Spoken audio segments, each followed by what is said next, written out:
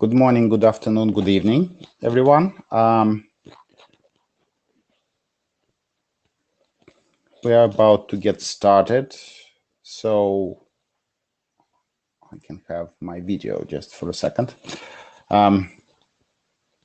Enjoy the beautiful view of my boiler in the background. You know, this is very important for every IETF meeting.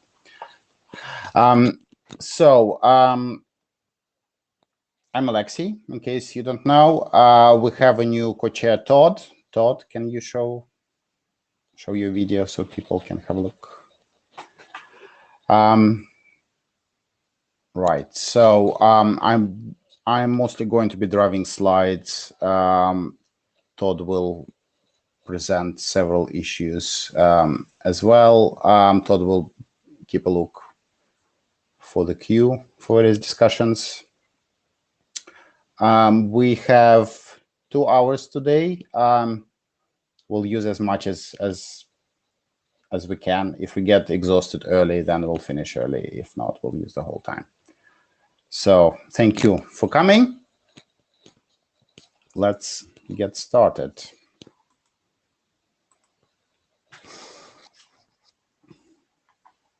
So I assume most people are aware of the note well. If you are not, please have a look and read the relevant documents about code of conduct and IPR related issues. Various RFCs with a link are listed here. So you are assuming you're in a meeting, you are in the right place. Hopefully Jabber Room is integrated with Meet Echo.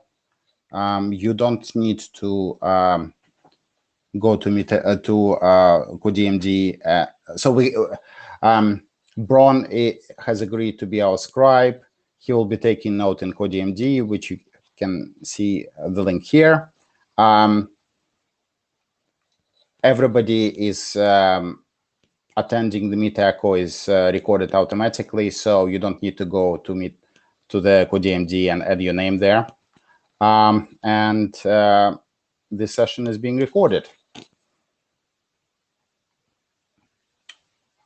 Here's the agenda. I reshuffled the tickets a little bit because we had the recent discussion about 452 versus 552. I moved it toward the end just because I think it might take a bit longer because I would really like to get a few tickets done, like trace header fields, or at least, you know, as done as we possibly can.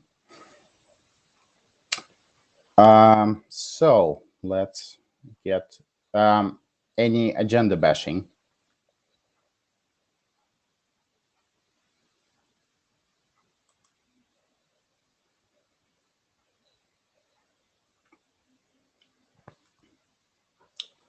If not, let's get started with the first ticket. So trace header field definition. This ticket is just summarizing problem statement. We have some definitions in 53, 22, and 21. A lot of header fields were added in other RFCs and were described as trace header fields, whatever it means. So I think discussion on the mailing list is leading toward the way of making definition extensible. So with this, I'm going to let Pete talk about his changes, which I split into. Pete did 4 slides for us. So I'll let him talk about this.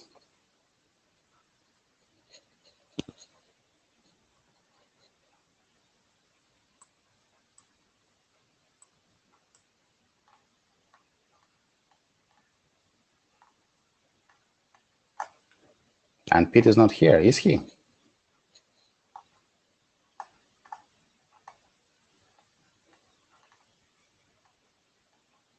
He does not seem to be.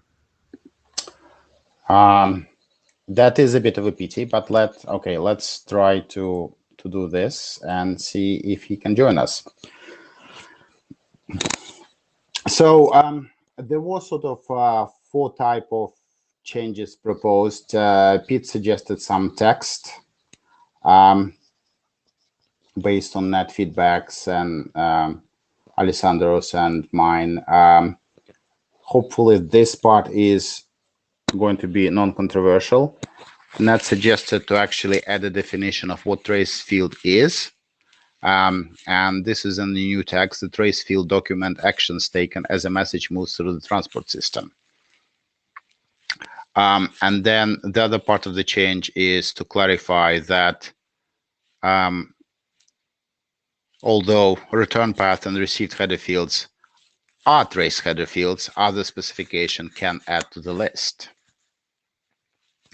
If people have an opinion, hopefully this is non-controversial, but let's hear comments. Pete, you are here. You know, I figured it would be best to, for everyone involved to shower and brush my hair before I got here. So, well, that's fair enough. So, yes, this was already posted to the list. I guess my only question is, does anybody here have issues with this particular part? This seemed like the non-controversial bit. I'm personally quite happy with it. I think would be nice to give. Okay, John.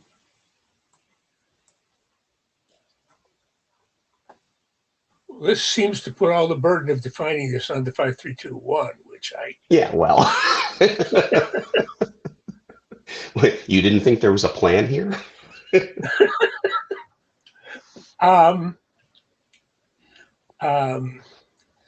Works for me. It's changing the balance between 2 documents, but I think it's probably the right thing to do. I mean, this is actually more than it said in 5322, because that first line wasn't even there. It basically totally pushed it off to 5321. So it's clearly better to have it in one place than this, and this is actually a compelling argument that's the right place. So yes. Okay, good. So next slide.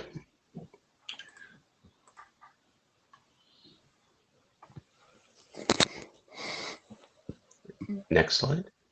Next slide. Oh, yes. Okay, there we go. Sorry. So in this one, I simply, at the top in the syntax portion, what describes the syntax, it adds the one or more receive fields or other fields indicated by optional field below that are defined by other specifications as belonging within the trace fields grouping. Again, no one on the list seemed to have a problem with this. There's the question of the actual syntax, and we'll get to that in a second, but the wording of this seemed relatively uncontroversial. Anybody want to say otherwise? Good. Good. You say Yeah. than the lone return path. I assume the change, if we agree that the lone return path is okay, then we'll change to zero. The change to here is simple. I just I wanted to make sure that the general structure of this was okay with folks. Okay, now let's get on to the nitty-gritty, which is the syntax itself. So next slide. Okay. So currently in 367, we've got an optional return path followed by one or more received. And so what I put into the proposal on the list was optional return path followed by one or more either received or optional fields. And then the question of what about a lone return path? Can you do that? And so I wrote up some syntax to accomplish that says, okay, well, you can either have a lone return path or an optional return path in one or more received or optional fields. I don't know how people feel about this. Go ahead, John.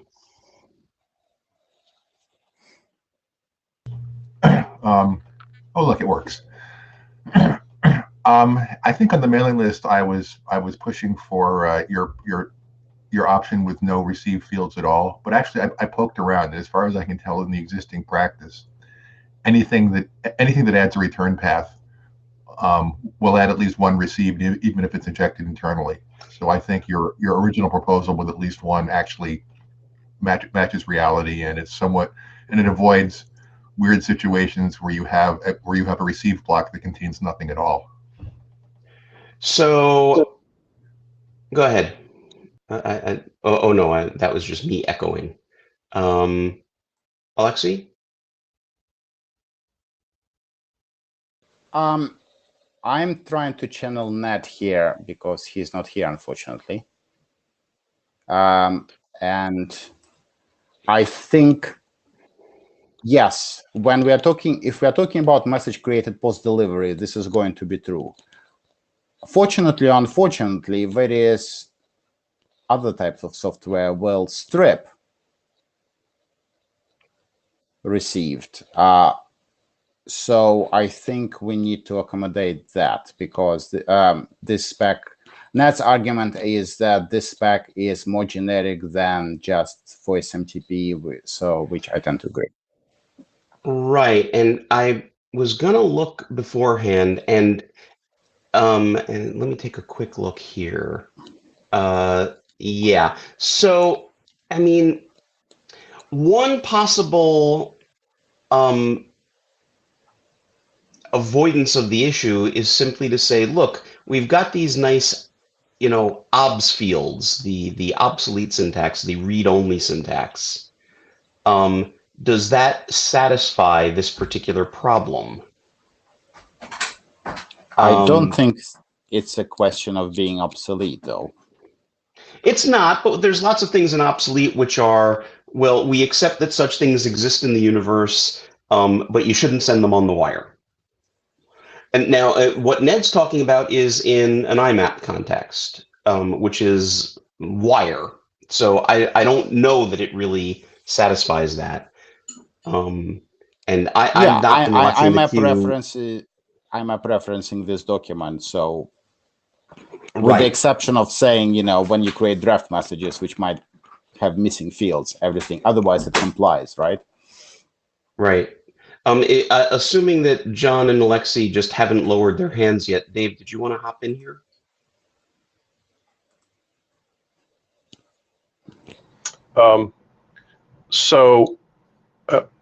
What I think I heard you describing is imposing a requirement for fields that have not been required in the past, and for which, even though there's a practice that might match that requirement, there's no operational need to impose the requirement.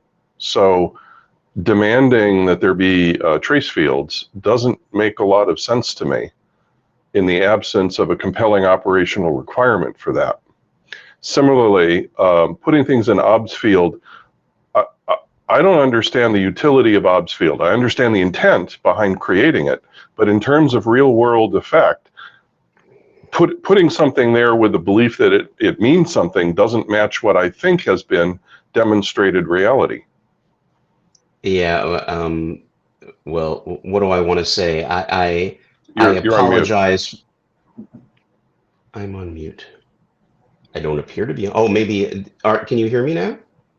Oh, the system is more intelligent than any of us expected. Yeah, I can hear you, Pete. I can hear you both.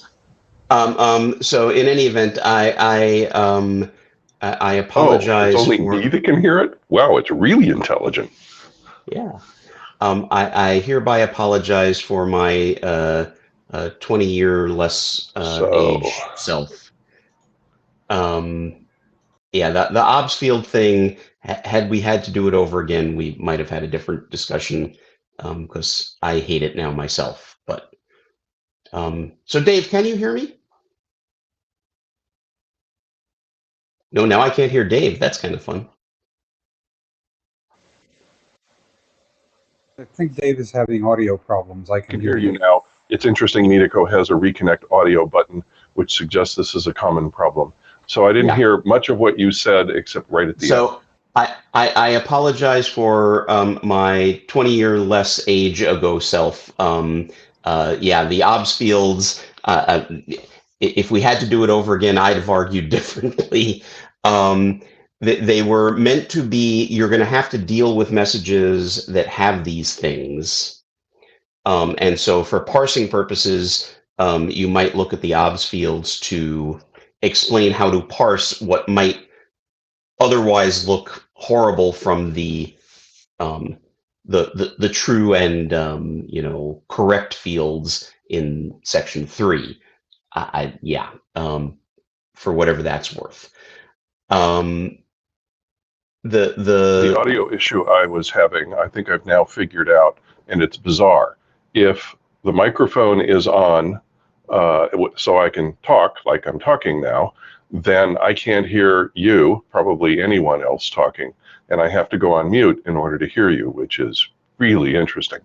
I mean, at one level, I like that idea, but it's not actually conducive to conversation. At any rate, what you've just done is describe an interesting idea for the obs field, but it, again, has nothing to do with actual practice. And so imposing a theory of its use is an interesting academic exercise, but doesn't have much to do with the real world. And I'd advise against our being clever that way. Right. I don't disagree with you. And like I said, in this particular case, Ned's talking about, well, I'm on this IMAP server, I'm creating a message, or I'm, somehow editing a message to add this stuff that is currently not acceptable in the syntax. So it does seem like maybe we should make a change somehow.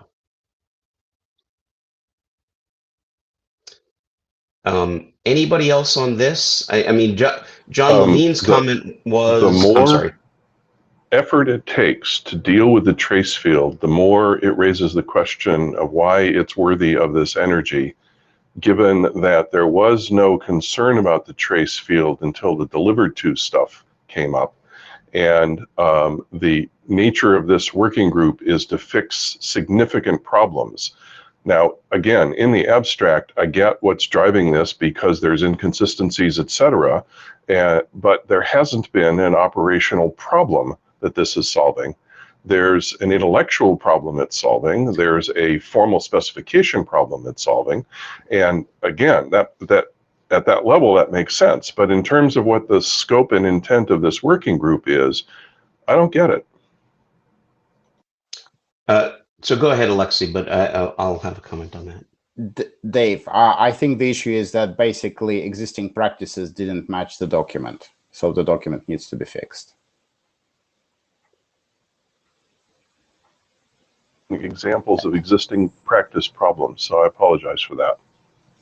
So the authentication results, and I defined one header field. I think X400 has also received type header field. So, but the practice the practice that Dave was referring to is that they get treated like other trace fields. Yes. By, in certain circumstances, stripping them out, in certain circumstances, using it to trace the message, that they, in fact, do get treated like these fields, but they were never allowed in that block before, which is why you introduce optional field into the trace element itself, because then you can say, and they've been labeled in other documents as trace in order to indicate you want to be able to strip these out in other cases where you would strip out trace fields.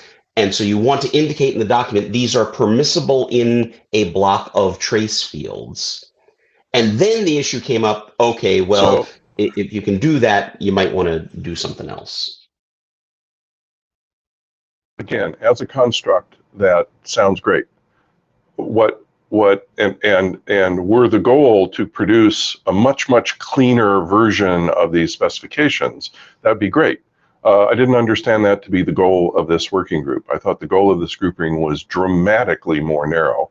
And so for all that you've just said and described, I don't believe it's actually had operational problems that it's caused.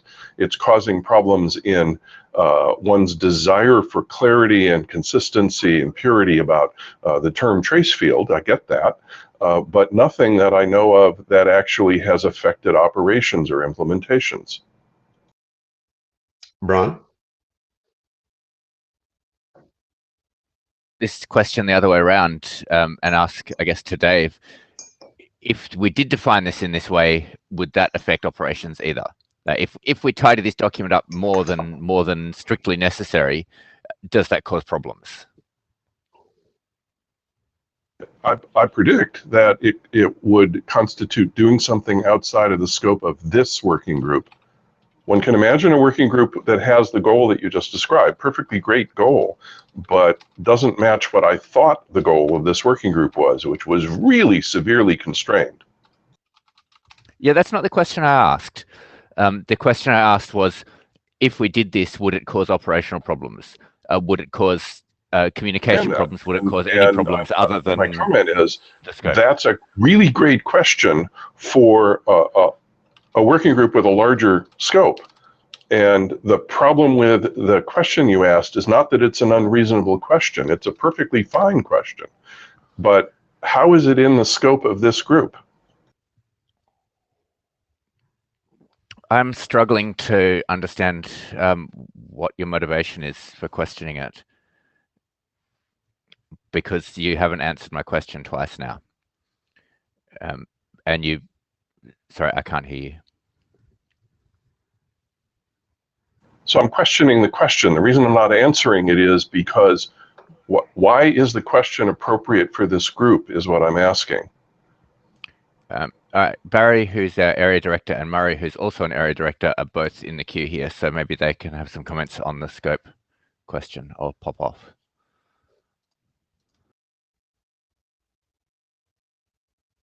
Well, I'll jump in. I think Dave is correct.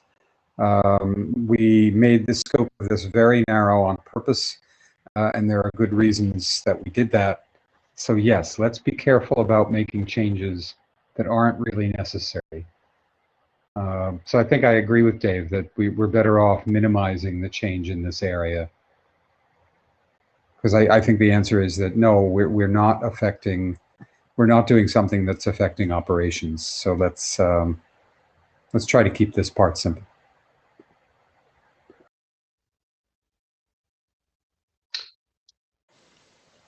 I don't actually agree with no affecting operations, because what people use existing trace-like header fields for is not agreeing with the current spec because of expectations of email systems, basically.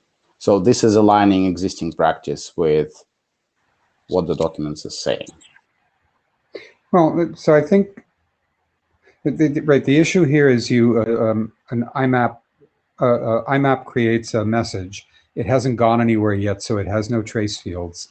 And according to this, it's strictly speaking invalid. Let's back up a second. If it hasn't recorded any trace fields, no return path, no receive fields, no optional fields up at the top, it's perfectly valid because the top of section 3.6, the entire trace block is optional, right? There are two things being done that we're discussing here. One is whether a return path alone in a trace block is a reasonable thing to do. without any other received or optional fields, Right. and whether that should be made legitimate. And then there's a separate question coming up. Oh, well, and then there's the separate question about whether optional fields need to be expressed as part of the trace block because of these other uses of the word trace in other documents, or is it okay for them just to float freely in the top of the message? Right. And up until now, some have floated freely in the message, correct? Well, but that was going to be my next set of questions on the next slide. Then Is I it? won't jump the slide. Yeah, but I mean that's a good question. Are there things up free in the top of the message that are not part of the trace block? Is another separate question. Okay, and I guess what Dave is suggesting and what I'm agreeing with is that that they have floated and that has not caused problems in the past. Let's not try to fix that now. And I guess that part is not being said as an AD. The let's keep it as simple as we can is the AD pronouncement. The rest is my opinion. I'll let you run the queue, Alexi. Bron, do you still want to talk? No. John? The path we're going down is making me a little nervous, because it seems to say that if something was not in 5322, but people have been doing it anyway, therefore it is not only okay, but it's okay not to say anything about it. And that is inconsistent with the definition of an internet standard, because the internet standard is supposed to reflect reality. And the fact that in the last decade or so, things have started getting done which we haven't paid any attention to, and that have not caused 5322 to collapse into disrepute, doesn't align with that. So I think I'm okay with this either way, but the argument that it wasn't in 5322 and people have been doing it, and therefore we don't need to reflect it now in any way at all, seems to me to be putting us on a slippery slope. And since some of these things which have been done and haven't weren't in 5322 use the term trace field explicitly, and are on the standards track, it seems to me that we're creating some nasty spaghetti threading and really ignoring what the goal of an internet standard is supposed to be. And if the scope of this working group is defined as do things which are not consistent with what an internet standard is supposed to be about, then we're in serious trouble. So I'm not certain we're there, but the scope is feeling very slippery at the moment.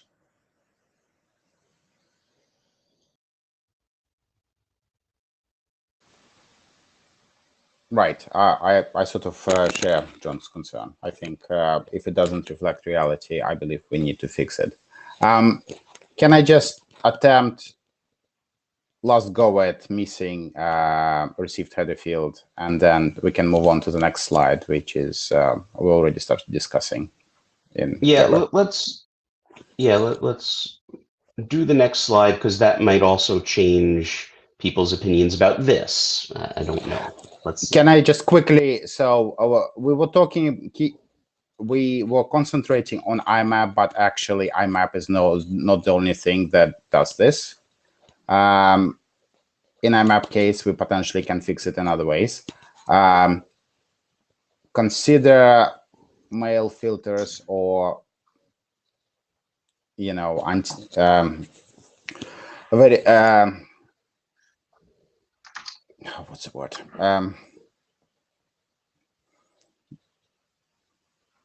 basically system that strips received header fields on leaving the main for security reasons. This happens all the time to hide internal information about internal network. So I think this is another case. The Milter's question, which was Alessandro's point, let's leave aside for a second. Let me ask about the stripping case. Are they stripping and not stripping return paths? Or they just they're stripping everything, and the issue you're pointing out is they want to be able to strip like authentication results, but don't have any syntactic justification to do that because it's not in the trace block. That I don't know whether they strip both or just received. Bron, did you have an opinion on this?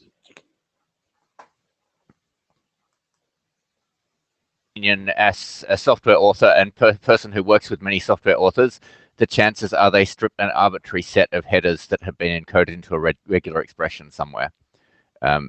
Where they get the definition of what should be in that irregular expression is 90% just looking at a few emails that went through their system and 10% looking at our documents. And hopefully at least that 10% gives them something that is actionable. Right. All right, John, and let's move on to the next slide. I think John was a ghost of a previous hand in the air. All right. He's a ghost. Okay.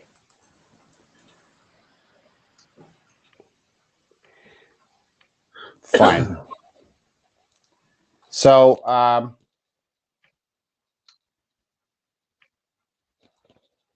not entirely sure whether we are where we are between proposal on the list and possible proposal at the bottom. I think we probably need to take this to the mailing list still. Is this fair? Yeah. I think at least we have to take this to the mailing list unless something in the next slide makes people look back at this and go, oh, well, if that's true, then it's obvious what we need to do. But I don't think that's going to happen. Fine.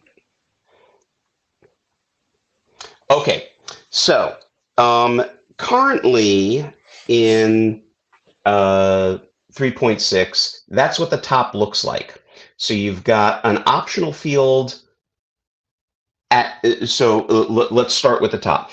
There is an optional block of stuff that is either trace, optional fields, or recent blocks, right?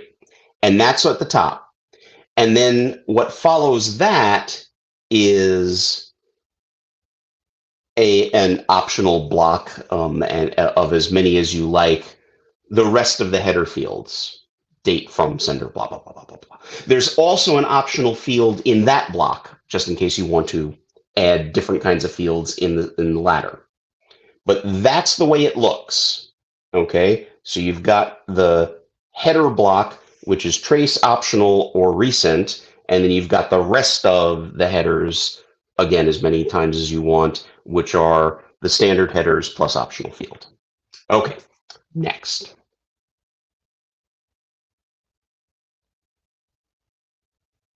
There is no more slides from you. This is the slide. Oh, you truncated the. Oh, really? Bummer. Sorry, it was just too small to Right. No, that's okay. Yep. So the proposal that I made, I think on the list, was if optional field is going to be in trace anyway, do we need it separately as an optional field in the whole top of the header fields where trace, recent, and other things can go? Or is every additional field that will appear in that block in the top of it, in the top of a header block, going to be either trace, which includes optional, or the recent fields? Because then we could get rid of one occurrence of the optional field, which to me seems like a good cleanup.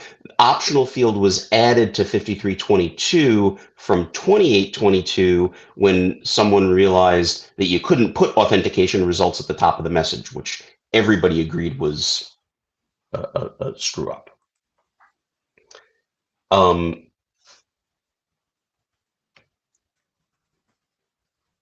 Any strong feelings about this? So, sorry if I can jump the queue. For me, the question is, can non-trace header fields be inserted at the top? Do we have examples of this? And the answer is, I don't know. Yeah, I didn't know either.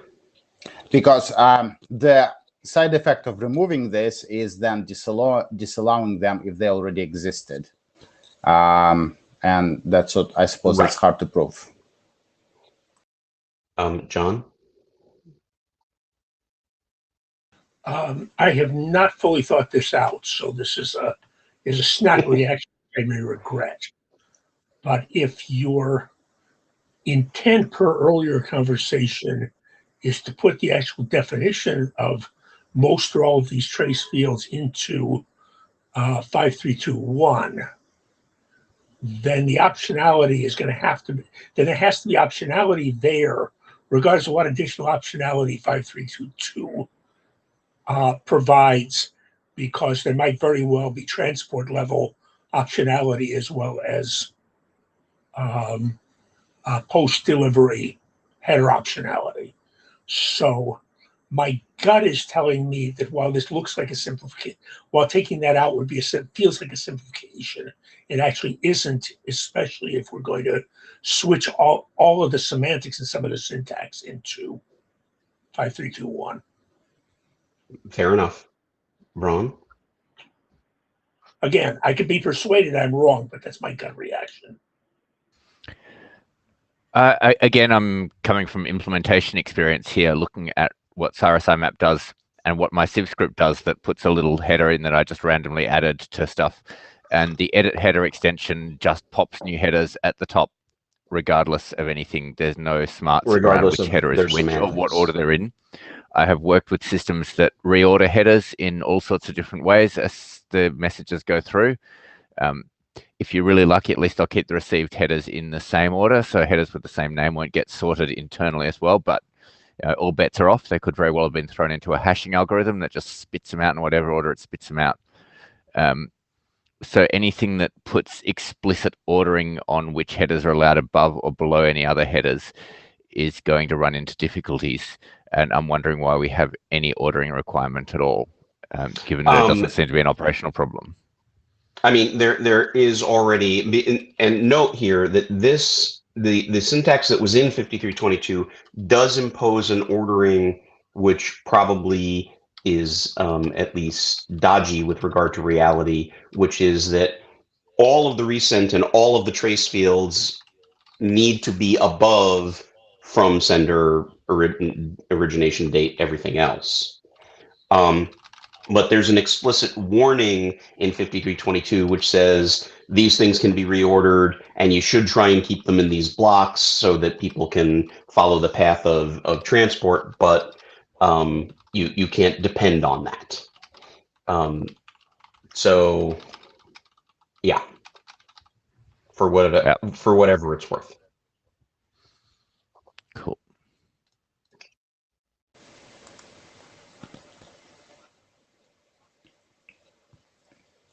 Yeah, as a participant, I think I would rather leave optional field here, and just for the reasons that Braun and John stated, and just let this section be as is.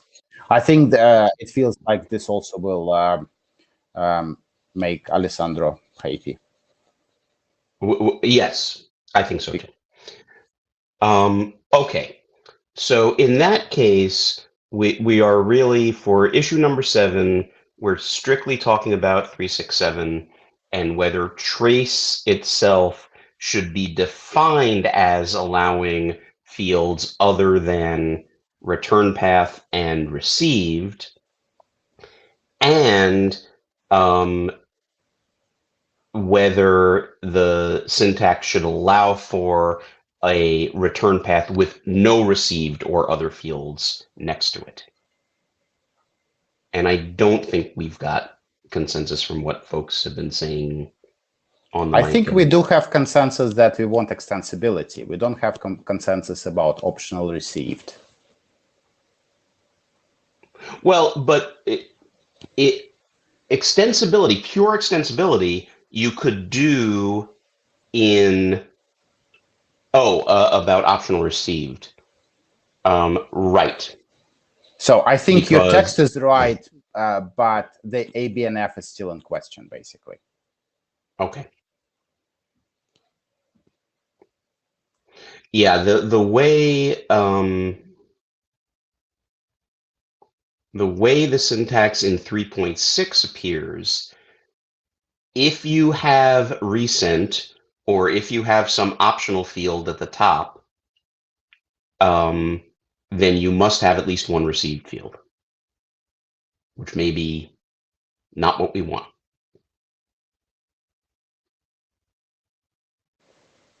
As a proposal to get moving on this specific issue, maybe we can do a short poll on the mailing list where the people know whether it's just received in strip, both returned and received, and maybe people might not have specific knowledge about this, or we can find people who can help us. Okay. I'm willing to hold in my holding pattern and wait for the list.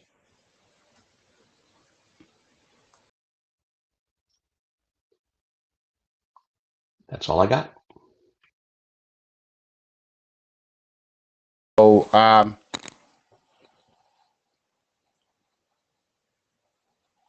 think there are a couple of related issues in 5321. I don't think at this point we have specific suggestions for change. The only related issue is going to be on the following slide, is about the registry for trace header fields. And proposal for this is to have it in the applicability statement document. So, John, if you want to say anything about trace header fields and 5321 bis now.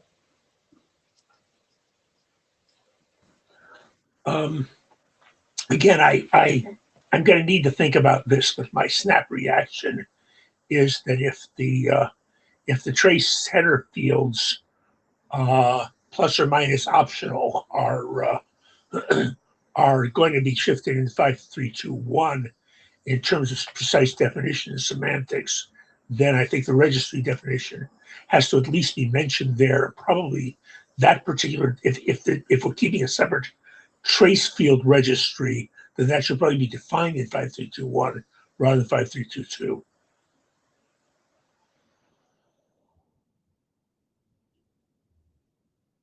But again, that's more instinct than anything I've spent time thinking about. So do you prefer for the registry to be defined in 5321 or applicability statement? My instinct right now would be to define it in 1 and then mention it in 5322 if that seems to be appropriate as Pete unfolds the text. But I don't feel really strongly about it yet. Okay, fine.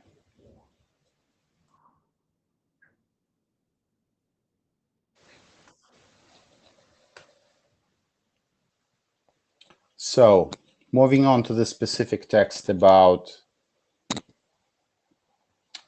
registry, this is ticket number 8.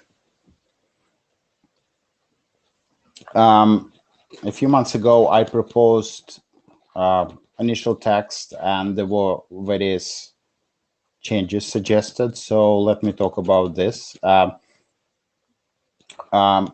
current text, proposed text on the slide, suggests updated version, modulo the issue at the end about registration procedure. So IANA is requested to create a new subregistry for email header fields that can be added to a message header section by MSA MTA MDA. The new subregistry would show whether header fields can be added by message submission, relay, or delivery system, or some combination of them. So they're basically various columns in the registry. This definition got expanded initially. I think it was just relay, delivery, and then people asked, what about submission? So there seemed to be support for mentioning submission here. The next change is earlier version was saying that header fields in this registry must be registered in the header fields registry, whether permanent or provisional. The current proposal is to have it as a should. Feedback received on the mailing list was that, well, various implementations have their own header fields. They don't necessarily want to be forced to register in the main registry, but I think it's still a good idea. So hopefully should will keep people happy with their own X- version of header fields. And then the final question is registration procedure for this. Initial proposal said expert review. Again, there was some pushback saying, well, what if I want to register my own proprietary header field, and then can the expert say no? And possible proposal is first come, first serve. However, in this case, the question is, if somebody registers a header fields in this registry already defined in an RFC and register it incorrectly, how we are going to handle this? Comments, suggestions?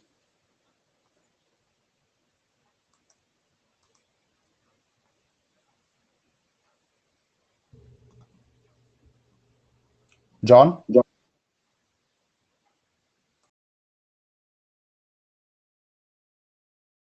we don't hear you. I think this is fine. I think expert review makes sense so long as we understand that the goal, that the expert's job is just to weed out stuff that seems obviously wrong.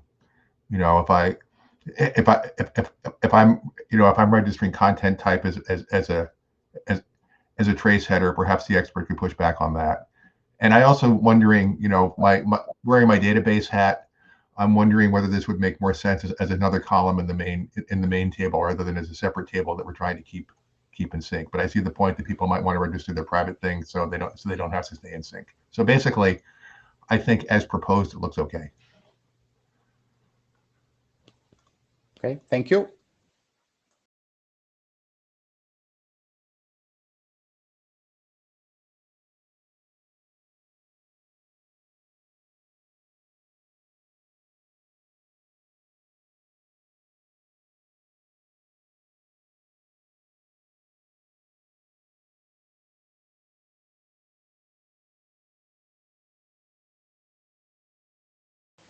Okay, if people don't have any comments on this one, let's move on. Seems like we're getting some kind of closure on this one, so I'll propose latest text on the mailing list, and hopefully we can close this ticket. Right, now we are coming up with the fun section. But nobody called on me, so let me jump in. I strongly suggest when you propose that text that you make sure you put in text with instructions to the expert reviewer along the lines that of what John said. Yeah, I believe so. That's a part that was missing, saying, you know, you don't want to, if somebody puts subject or content type there, you know, there is a ground to refuse registration. But other than that, yeah, just register. Yep. Basically. Yep. Yeah. Great. So now we are starting with the fun section about eHello. Everybody get your coffee.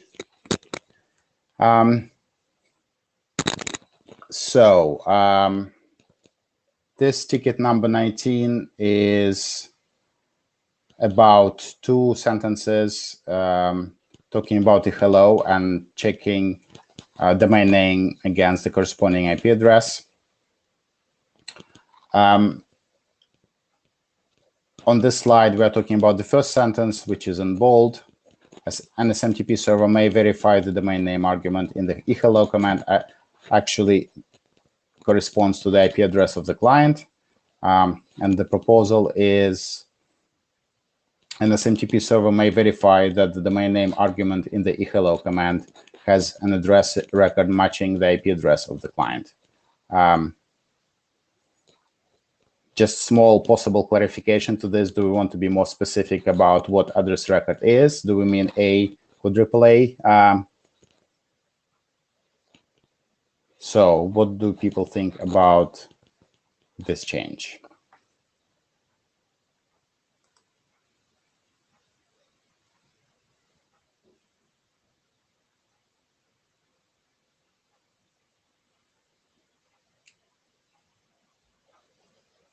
Barry?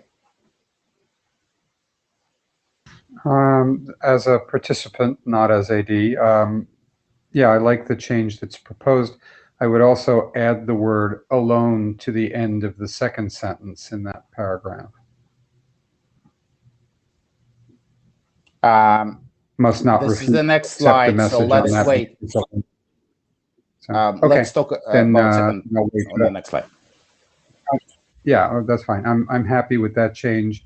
And I don't know that we need to clarify what address record is. I think it's okay the way it is. John?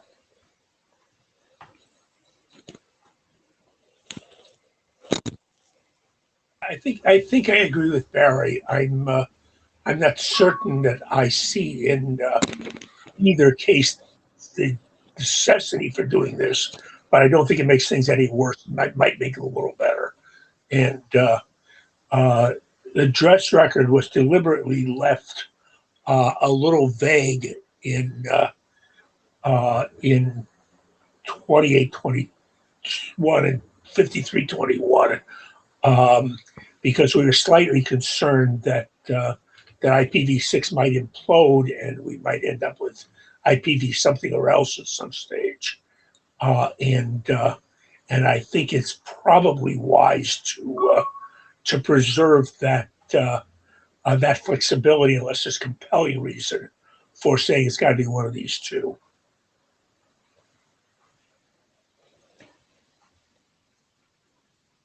Right. I think my gut reaction was like, do we want to make sure that people don't do something silly, like, I don't know, MX?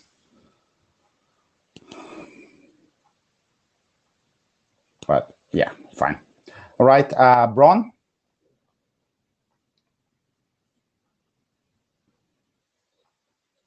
Most of what I want to say has already been said by the previous two people. I mean, this is basically an op. It's that they may verify. An SMTP server may do whatever the hell it likes. You connect to it, it decides whether it wants to talk to you or not, and tells you to go away for whatever reason. This is really just telling people this is a thing that SMTP servers are likely, more likely than not to do.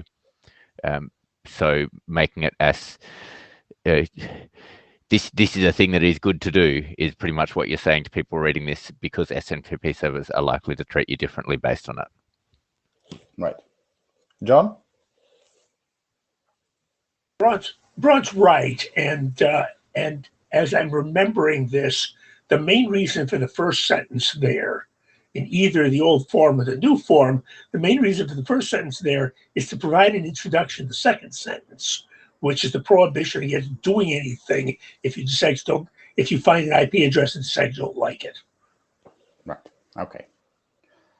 And of course, Fine. that prohibition is slightly overridden by the operational necessity clause, but that's another problem or issue or something.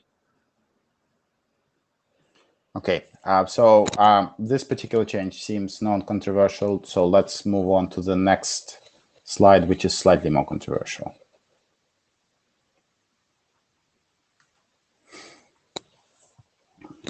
So in regards to the second sentence, I think basically various people observe that must not just does not reflect reality, that a lot of implementations check that in violation of this. And actually, Sam pointed out that some servers have option whether to check this or not, configuration option. And yeah, this is very true. We have it in our own implementation, for example. So suggestion is to change must not to should not, and add explanation, probably an applicability statement document about dangers of this and why should not specifically. All right, Barry? Yeah, so here's where we get my thing. I agree with should not, and I would add either the word solely after the word message or alone at the end of the sentence to give an indication that they can certainly use that information as part of a decision, but it shouldn't be the only basis for the decision. All right, Todd?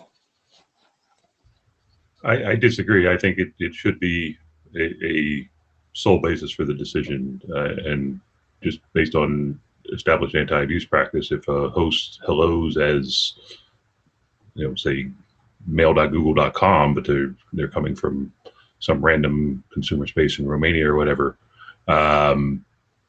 that's enough right there to reject the connection. If you haven't already blocked it just based on the source IP. I mean, you clearly have a client at that point that is trying to is at best misconfigured and at worst is trying to abuse your system, and that's enough to just shut down the connection right there and send it on its merry way. So then you're advocating not for should not, but for may. Yes, I'm advocating for may. Okay. Okay, Bron?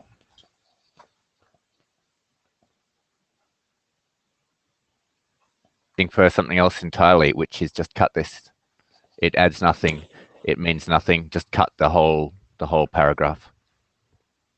Don't make any statement about what the server should, may, maybe, could do. The server will do what it will do.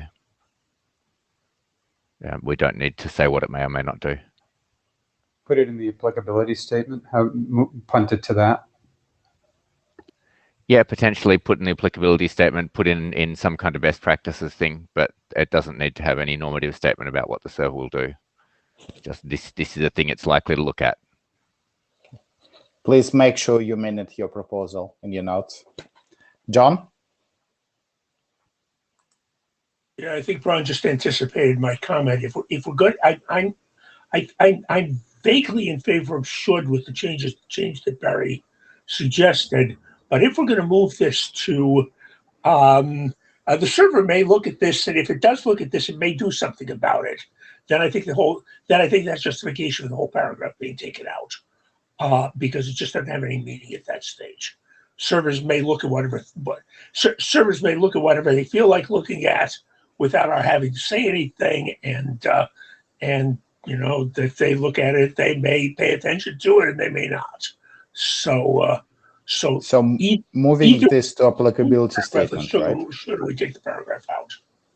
Okay. Are you happy with some text and applicability statement about this? Sorry, I couldn't hear you. Are you happy with some text in the applicability statement about verifying? Oh, hello? Absolutely. Fine. Thank you. Pete? I just wanted to point out that Todd's example isn't actually a problem for the original intent of this sentence, because this was simply if the IP address and the name do not match in the DNS, that alone is not sufficient for the server to punt it. The example Todd gave was they didn't match, and I have this information that they don't match, that this is an IP address somewhere in Romania, and that is Google's domain name, right? That additional piece of information is not, it's not the case that Google forgot to register this name, this number to go with this name. It's that there was a simple non-match. Now, I think, this is perfectly reasonable to pull and put in the applicability statement, but there's not enough in this sentence as currently construed to really explain that the issue here was, don't just assume that the DNS is correct about names and numbers. Assume that you might be missing a separate piece of information. But putting this in the EAS and doing a fuller explanation is perfectly reasonable. Fine. I'll let Todd respond to you in case he wants to respond directly. Todd? Yeah, I must have misstated something because I don't understand Pete's interpretation of what I said. I wasn't relying on additional information there. I was saying, you helloed as this name. I looked up that name in the DNS, and that does not match the IP address from which you have connected. Therefore, I will drop this connection. But Romania was just a random example I threw out there. It could have been any consumer network or any network anywhere. But it was strictly on, you gave me a name, I looked up the name in the DNS, I did not get back an IP address that matches where you're coming from, so goodbye. Right. Harold?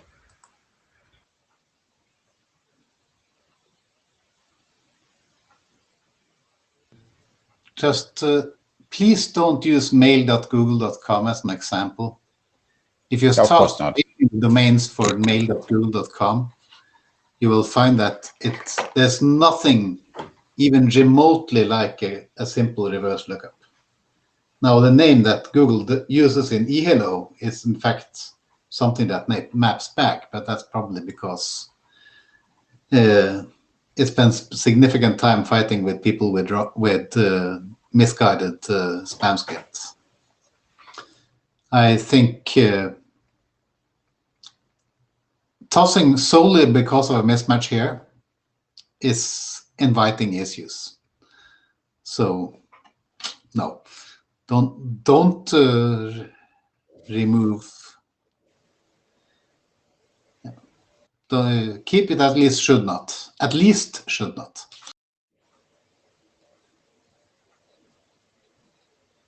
All right, Dave? So let's see if my headset will make this work better for audio. So Peter Koch posted a quick squib in the middle of the postings I was doing. I didn't quite understand what he was referring to at the time. And in listening to the exchange that's been going on just now, whether it's what he meant or not, I think it applies. What he wrote was, I'd suggest this confuses protocol and policy. The reality is that email operations has become complicated and varies over time, and that the nature of what you're talking about right now gets into the realm of things that change over time and are not essential to the protocol specification, but to the varying demands of operations. And consequently, considering taking actions like removing these sorts of statements that will prove to be wrong over time, because they're not essential to the protocol, they're essential to operations, which is different. It is something that would be worth considering since it simplifies the document quite a lot. Now the question is whether I will actually hear anybody. Well, I heard you, so hopefully you hear me, so thank you. I do. Right. Okay, so basically remove this text, that's what you suggest, from this document and move it to ES. I think so, and I was long-winded about it because it's a philosophy to doing editing on the document that will likely be very helpful in other places. Yeah, fair enough. Right, Bron, you have the last comment on this. That was pretty much entirely covered by what Dave just said there. And yes, that is the core point. And thank you, Peter, for noticing that it is policy rather than protocol. The behavior of the survey when verifying things and deciding whether they are valid or invalid is entirely policy. And it is a good point that we should be trying to remove policy as much as possible from the protocol definition. Because it doesn't belong here. And on that grounds, I say still, yes, we should remove it. There's no point putting stuff in our protocol that we know people aren't going to follow. And to leave it in there, even with a should, is we know that people are not going to follow that should. And they're not even going to want to follow that should, because it's such a good signal for anti-spam in current year still, and has been for the entire time I've been doing email. Okay, thank you, Bron. I think I'm hearing that obviously subject to verification on the mailing list, people suggest to remove the whole paragraph and possibly add something along these lines with should not, or maybe even more an even more expanded version into the applicability statement. So I think direction for 5321 seems clearer, and then we'll follow up on the mailing list and discuss what to do with applicability statement. Okay. Moving on.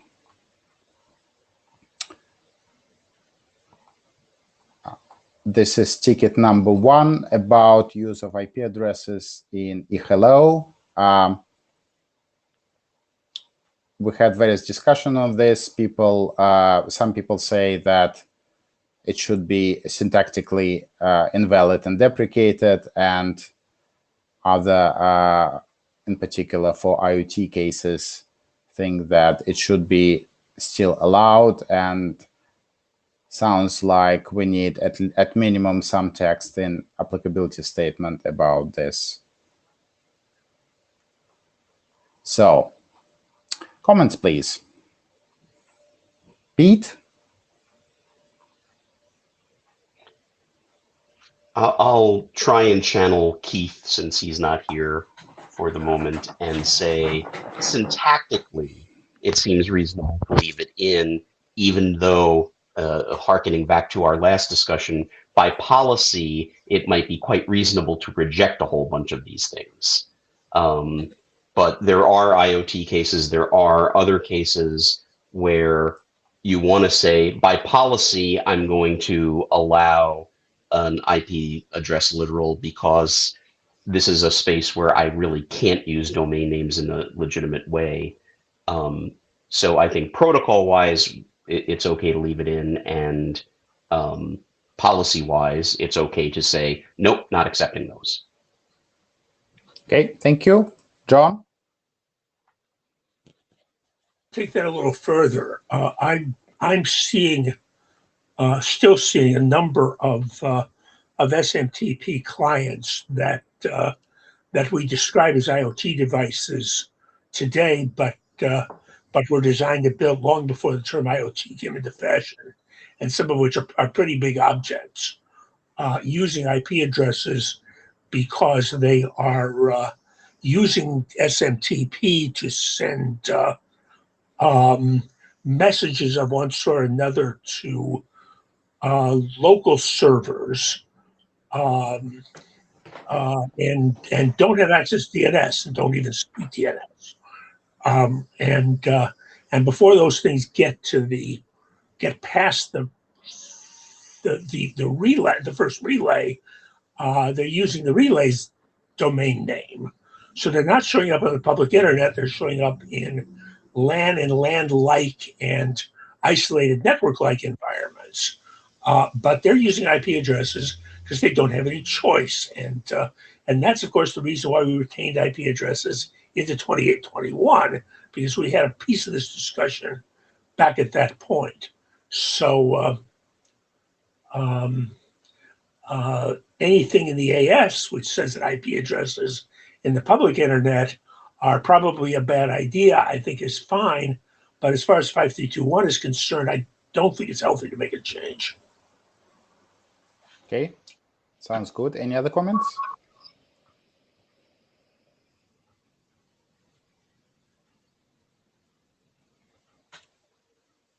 So looks like with this ticket, we have no change for 5321 bis and various text suggested for the applicability statement, and we'll discuss it on the mailing list. Okay, next ticket, quoted strings and escaping. John, would you like to present this, or would you like me to talk about this?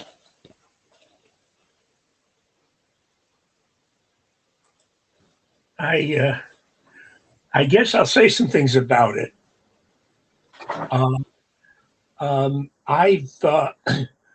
I've seen implementations in which all of these things are considered equivalent. I've seen implementations in which they're not. This interacts with the 5322 question about quoted strings, although that particular question is much narrower than this. And I think there's an argument for figuring out what it is we meant in narrowing it down. Even if we end up saying that there's some legacy things out here, and servers better be prepared for them. I think the combination of operational experience and an argument for clarity argues for looking at this again. In the most extreme case, we may want to start deprecating some of these combinations because they just cause confusion. The other part of the story here is we've got a history of operating systems getting hold of these things after the users put them in and deciding that some quote characters but not others are the property of the operating system, designating local symbols and things like that. And as they then try to apply those rules, things get very, very confused. That may be an applicability statement issue, but it's probably not something we should ignore.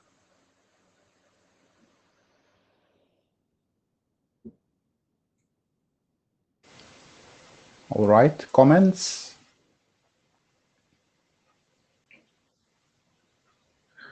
I should add that I don't know how to fix it. I'm just identifying the problem. Well, there is. I switched to the second slide, and there is a bit a part of the proposal how to go about it. So I think which is fair.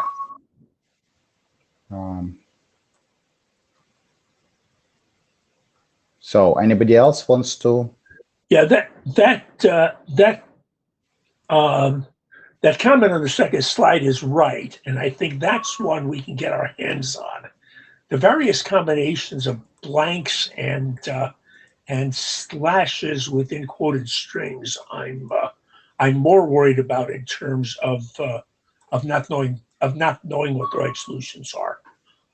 But I've seen some of this stuff in the wild because in one historical case, because that's what the operating system required, because that was how usernames worked.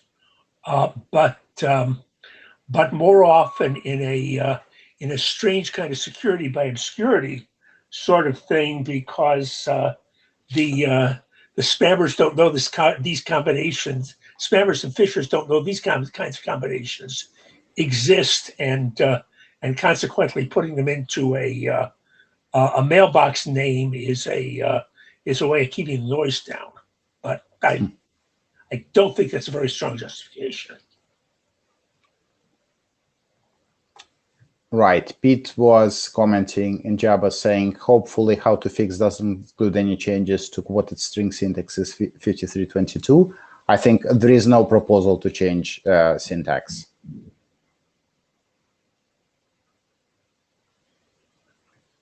Well, almost. Yeah, I think that shouldn't affect 5322.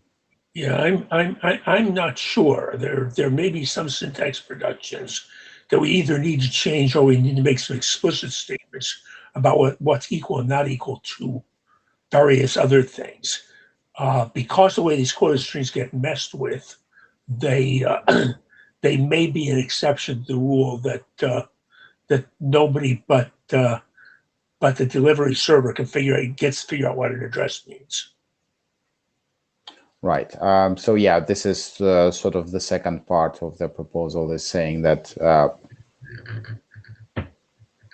if people want to compare this, we need to say, probably be more clear about this. I'm sure there are lots of bugs in this area.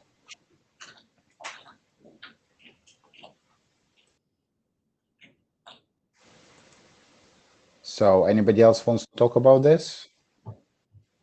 I know this issue is not very fleshed out, so maybe I'll try to do a straw man proposal on the mailing list, and then everybody can hate it.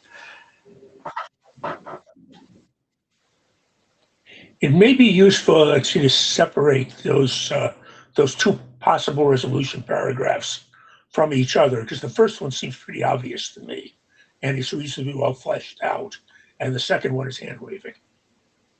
Maybe important hand waving, but at the moment hand waving.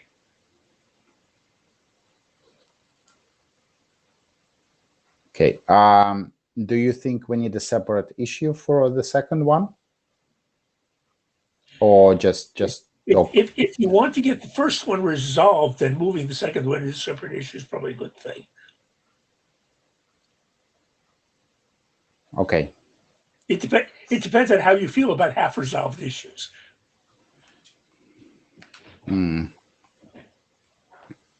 Okay, if we can minute that, maybe create a second issue about comparison. That would be good. Right.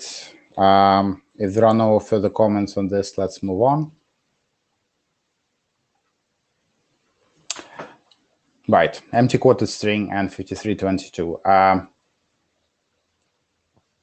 This is, we had a long discussion on this last time. I think where we landed is we shouldn't change syntax, but applicability statement need to talk about where it's okay and not okay to have empty quoted strings. So I just wanted to have a bit of a feedback on what might go into applicability statement, and this is the next slide.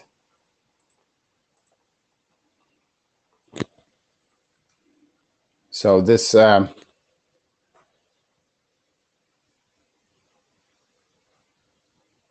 yes, John. Pushing this JS is okay. We just need to make certain that we're sufficiently coordinated that that 5322 does not end up prohibiting anything that 5321 allows.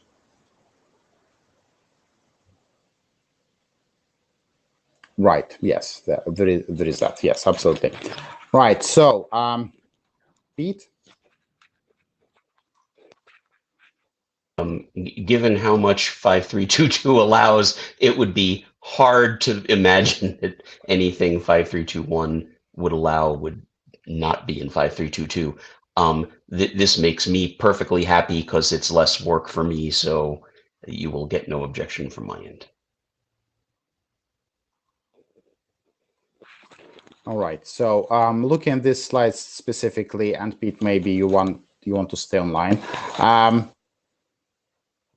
I did a bit of research about where quoted strings are allowed. I think the obvious case where it's okay is display name in name other construction. I think it's probably going to cause practical issue in local parts, probably in receive tokens and keywords. I don't know how many people are using keyboards, but does this look roughly correct?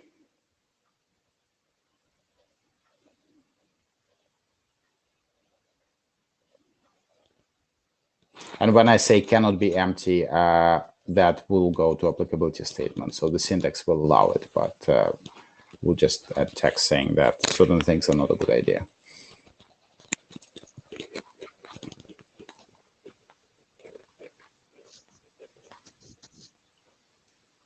I'm going to defer to anyone who might have operational experience here, because all of these things seem perfectly reasonable, but I don't have a strong opinion. Do you think it will help to create some test messages and post them somewhere and ask people to, use mail clients to display them and see if they crash and burn? See what damage it does to their mail clients. Yeah. Yeah. We could do that. We can do a little testing. I'm sure people would be amused. John? It seems to me, and this becomes entirely appropriate for the AS, but it seems to me that what a lot of this stuff is about is a warning that that some of these constructions are not likely to work in the general case, and if you create mailboxes that look like this in local parts and things like that, that it's not going to work, and unless you in the general case and operationally, and if what you want is for it not to work in many cases because it's obscure and the obscurity is deliberate, then that's a whole issue, a whole different issue. But I don't know how much else you can say about that. And of course, the decision we made earlier moves the receive token question about this into an 821 issue, and Pete is correct that 822 permits the 5322 permits almost anything that one can possibly imagine, and maybe in this case that's okay.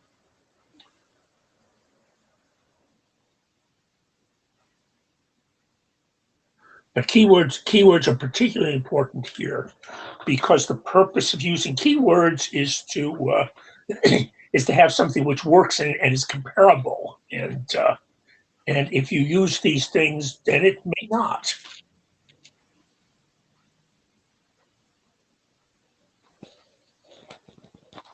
Okay, so it seems that you are roughly agreeing with preliminary analysis on the slide, but obviously the devil is in details. Yeah. Okay, Braun?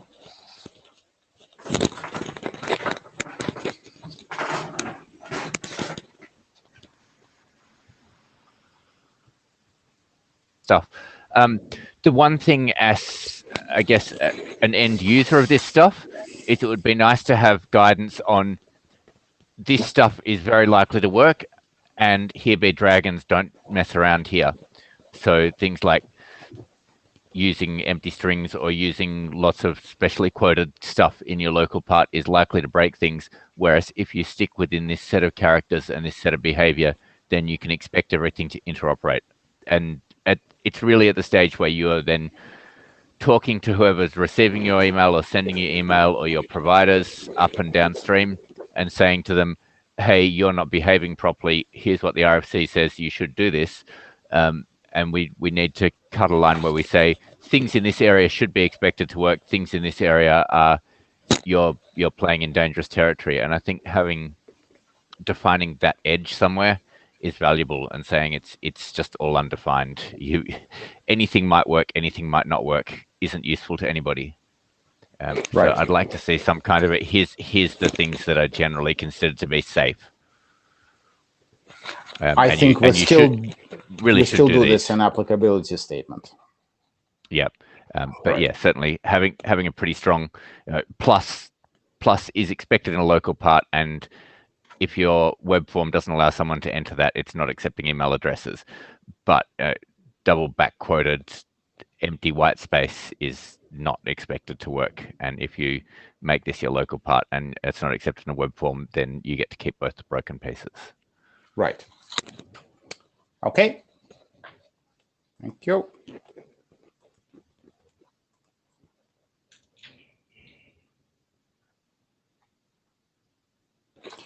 Right. Moving on and changing to something slightly different. This is an issue about closing connections, ticket number 46, and what the expected client behavior is.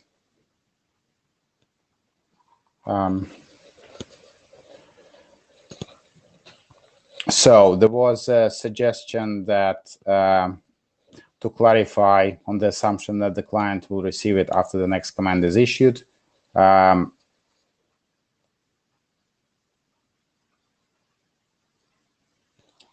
By adding or read it before closing the connection at its side.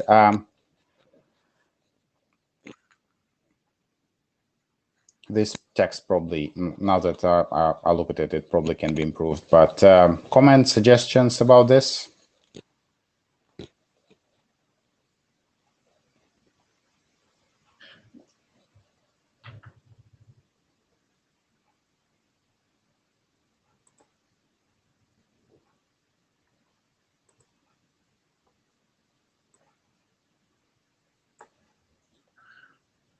I'll do whatever the working group decides it wants to do, but I'm still not convinced that there's a real problem here. And if the working group decides that it wants changes, then I think we should put in something resembling a specific example of a case where this is relevant. Yeah, actually, I do have a slide showing how clients typically work. So if it helps people to sort of understand the issue, I can flip to that. Barry, if you want to say something. I'll wait to see your slide. I think non-blocking client is probably the most obvious.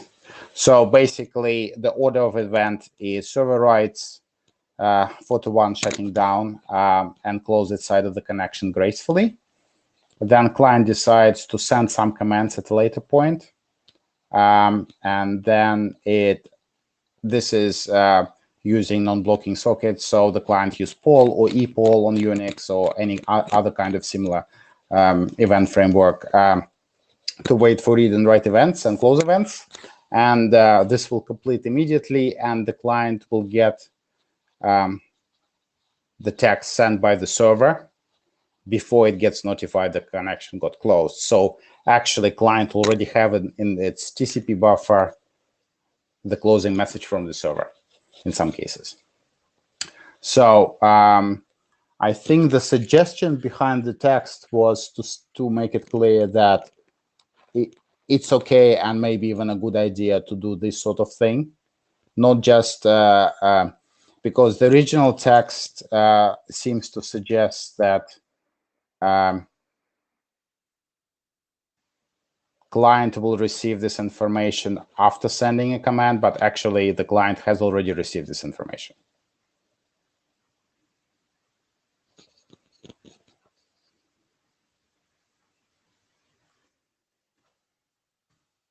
Barry? So yeah, I'm kind of with John. I don't think the text really needs to be fixed here. I think this is stuff for the applicability statement to discuss in more detail how clients should handle this. But that what's in 5321 now is okay. I think that I haven't submitted this ticket. I'm just trying to proxy whoever submitted it. I think the current text seems to be can be read as prohibiting this behavior, where it's quite common actually in clients. I don't read the current text as prohibiting this. So if people think that, then yeah, maybe we do need to tweak the text. Okay. Anybody else?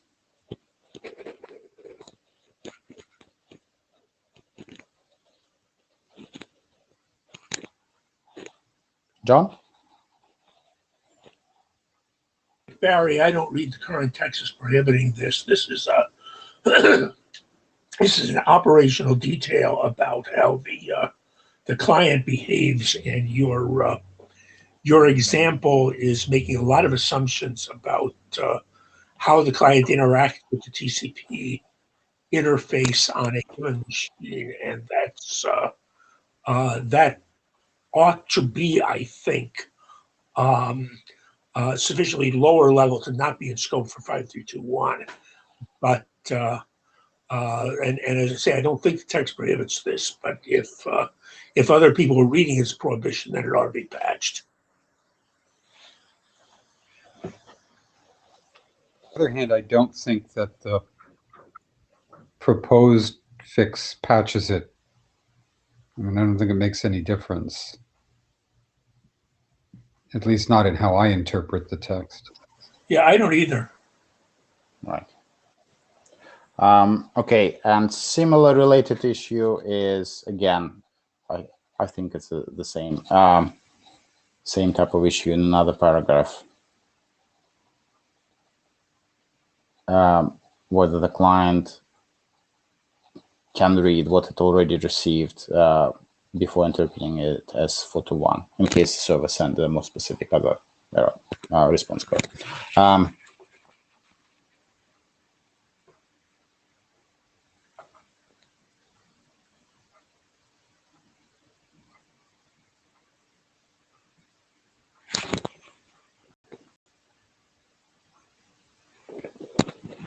It strikes me that we're trying to tell people how to deal with transport layer issues. And I understand that somebody writing an SMTP client might not understand how to deal with transport layer issues, but I'm not sure that 5321 is the right place to do that. Fine. Okay, so Ron? Do need to say about dealing with transport layer issues is when you should retry, when you should back off, when you should assume that the message went through. I think defining those really clearly is good. Otherwise, I agree with Barry. I agree that saying when retries are appropriate is definitely in scope for this. Yeah. I agree with that, but but I completely agree with Barry's comment. We're really messing around in not only in transport layer issues, but in the issue of the local communication between the client and the transport layer. And I don't think we want to go there if we can possibly avoid it. All right, let me try to have a follow-up on this issue on the mailing list. If we can come up with some possible text for the applicability statement, we will, but at this point, it looks like no change for 5321. I'd be pretty hesitant about getting very far into this in the applicability statement as well, again, because these are not only transport layer issues, but they're issues in the local systems model, in the local systems, client systems model of how one interacts with the transport. And as I say, going there seems to me to be hazardous. Yeah, I'm looking at this. I'm just trying to figure out whether documenting this makes a difference. And the hypothetical situation is if the server returns completely different error code, response code here, like 5xx, but then we need to figure out, is it going to affect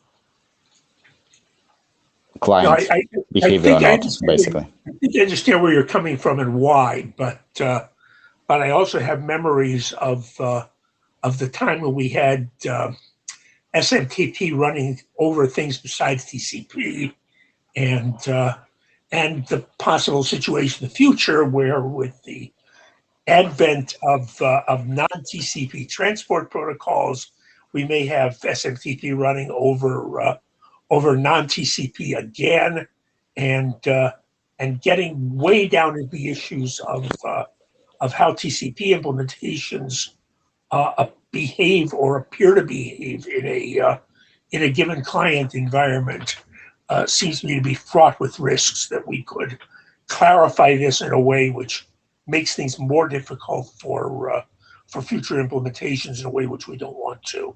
So if we're going to do something here, I think it needs to be illustrated with specific examples, and I think we need to be very careful that we're not making more assumptions about the transport layer than we need to, and that's definitely true in 5321 BIS. It is probably true even in the AS.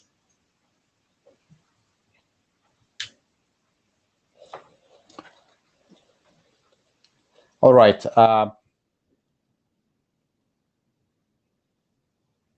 Let me think how to approach this ticket. I can completely understand that people fail to get excited about it. So. Oh, I'm excited about this. Just not excited the way you'd like me to be excited. Well, I had similar coding issues, trying to implement my client. That's why I'm trying to do a fair representation, trying to proxy this issue. But anyway, moving on. Right. Okay. We have this. Right. I think let's get some coffee in and talk about 552 workaround. Todd, are you happy to talk about this ticket? Sure. The ticket, as I understand it, is discussing removing the bolded sentence there. Client should treat a 552 code in this case as temporary rather than permanent failure, so the logic below works. There was some discussion on the list. Several folks posted what they found in various open source packages. I believe that they all said that they treated 552 as a permanent failure. I reached out to several large mailbox providers and a couple of commercial MTA vendors. Not everybody responded, but Google, Microsoft, and Proofpoint all said they treat 552 as a permanent failure. So while the recommendation clearly says clients should treat it as temporary, it seems that most clients are not doing so. So the question then becomes, do we leave this text in there and hope that people change their code, or do we strike it?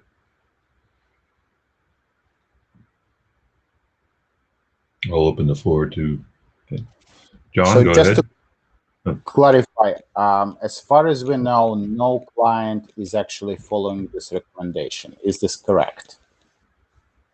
I responded, right? Yeah, I do not recall seeing any. I just reviewed the thread that's called out in the ticket a few minutes ago. I don't recall seeing any mention in there that anybody was treating it as a temporary failure. And I have not heard directly from anybody saying that they're treated as a temporary failure. I have not done an exhaustive survey of every possible MTA vendor out there, obviously, but right. I have not yet heard that anybody is treating it as a temporary failure. John? I posted a note to the list some hours ago that suggested not only is this statement not useful because nobody's paying any attention to it, but it may be wrong. So that's probably an additional reason for getting rid of it.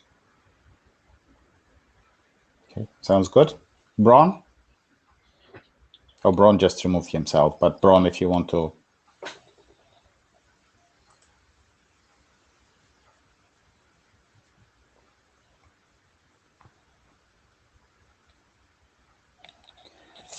Okay.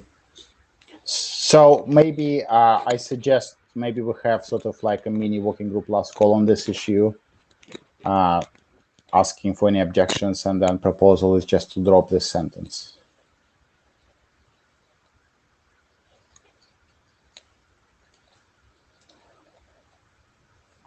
Right. Okay, moving on to the next one. Again, for you, Todd. Yes. This is another one where I've reached out to the same mailbox providers and commercial MTA vendors. I have not yet heard any responses back. They get to me when they get to me. So I think definitely this warrants further discussion. Those timeouts do seem, to coin a phrase, from a different time. I think they are probably far longer than they need to be.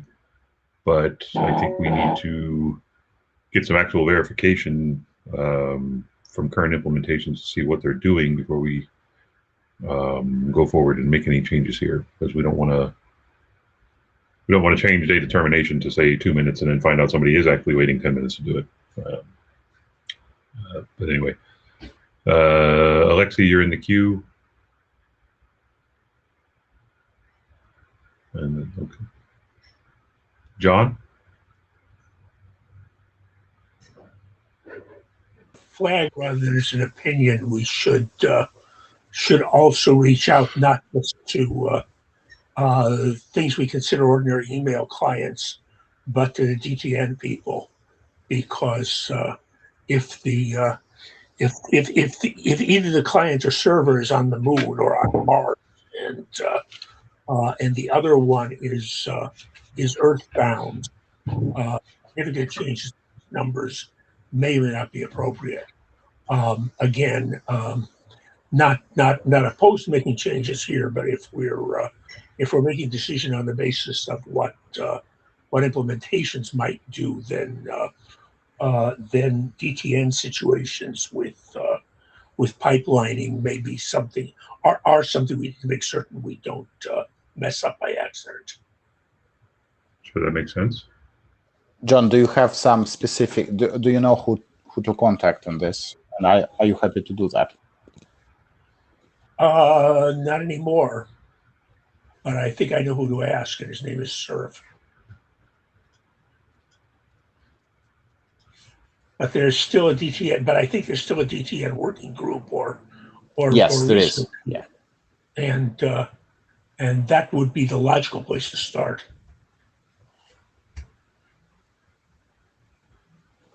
All right, Bron.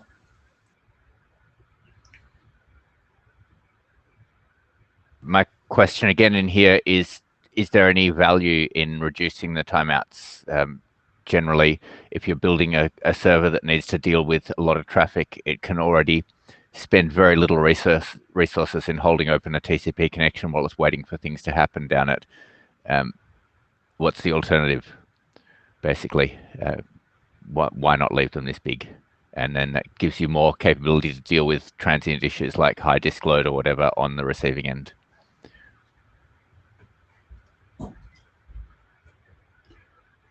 Yeah, that's perfectly valid. I if the intent here is to reflect reality, there maybe needs to change. But if the intent here is just to recommend values that cover the cases you're referring to, Braun, then maybe leaving it as is the right move. I think that just further discussion and reach out to the DTN folks and others to find out what they're doing right now to try to inform that discussion. John? When I think I heard the combination of Braun's comment and yours, plus or minus adding in the DTN question, is that we probably should not be looking at 5321 about this. We should probably be looking at how to construct a nice paragraph or two in the AS, talking about the issues and the trade-offs and what people are doing under various circumstances. But just a thought.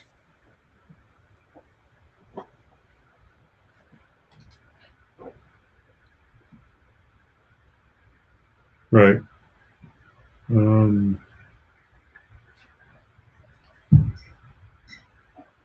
Yeah, I mean, I don't.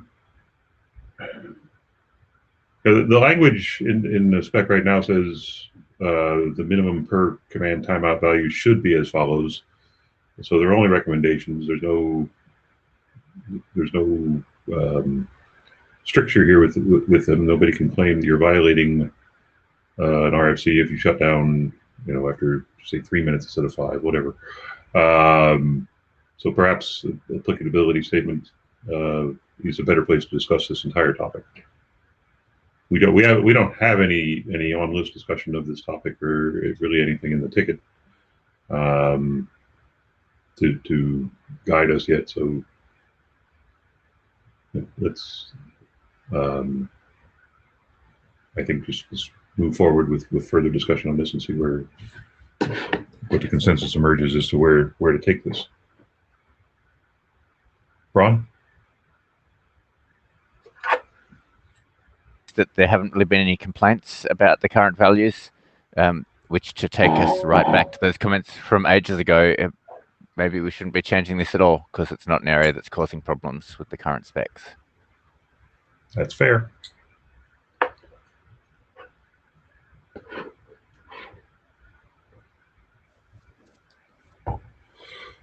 Anyone else have anything to say on this topic?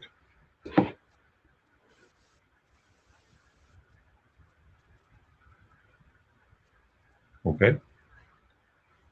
Lexi, I'll turn it back to you.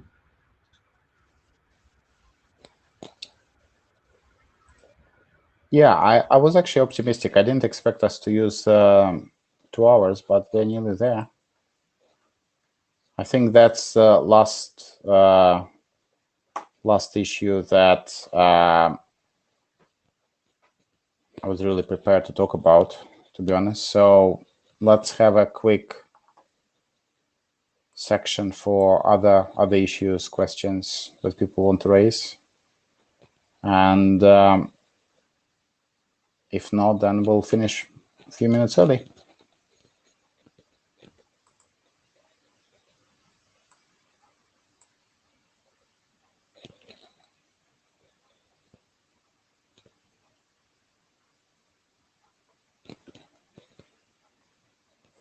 Going once, going twice. Okay, I think we're done then. Thank you all very much for showing up, and I think we made some progress, or at least pointed out directions for various tickets, and Todd and I will hope to see you on the mailing list and get these documents done.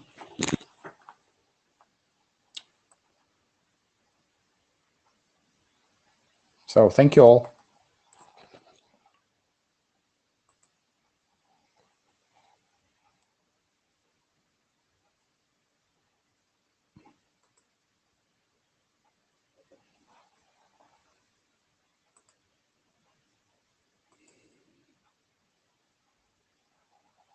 Thank you. I'm less depressed now than I was when I started the meeting, which is rare. I'm very glad to hear that, John.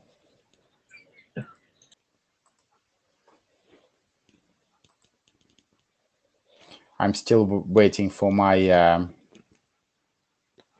my vaccine. Because of my age, I'm lucky if I get anything in April.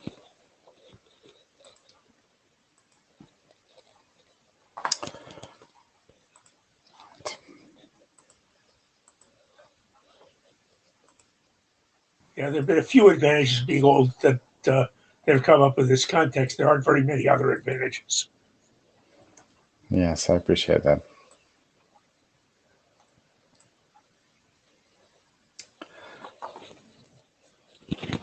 All right, I'll see you lovely people around.